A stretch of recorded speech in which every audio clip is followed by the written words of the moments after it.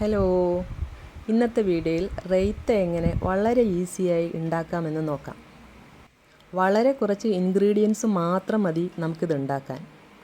ബിരിയാണിക്കും ചോറിനും ചപ്പാത്തിക്കും ഒക്കെ സൈഡ് ഡിഷായിട്ട് നമുക്കിത് ഉപയോഗിക്കാം. 2 സവാള, 1 തക്കാളി, 1 പച്ചമുളക്, ഒരു ചെറിയ പീസ് ഇഞ്ചി, പിന്നെ 1/2 കപ്പ് തൈര്, ഒരൽപ്പം അതിനാവശ്യത്തിനുള്ള ഉപ്പ്. അപ്പോൾ ഇനി നമുക്കിത് എങ്ങനെ ഉണ്ടാക്കുന്നതെന്ന് നോക്കാം. പച്ചമുളകും ഇഞ്ചിയും സവാളയും ചെറുതായി കൊത്തിയരിയണം. ടൊമാറ്റോ കഴുകി കട്ട് ചെയ്ത് അതിനുള്ളിലെ സീഡ് എടുത്ത് കളഞ്ഞതിന് ശേഷമാണ് ഞാനിങ്ങനെ കട്ട് ചെയ്തെടുത്തിരിക്കുന്നത്. വളരെ ചെറുതായിട്ട് വെജിറ്റബിൾസ് കട്ട് ചെയ്തെടുത്താൽ നമുക്ക് റൈത്ത കഴിക്കുമ്പോൾ നല്ല ടേസ്റ്റ് കിട്ടും.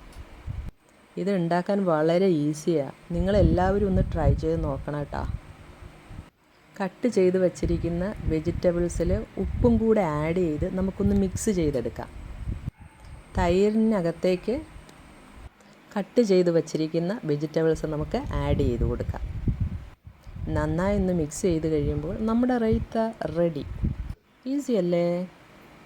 നിങ്ങൾക്കിത് ഇഷ്ടമായെങ്കിൽ കമൻറ്റ് ചെയ്യണം.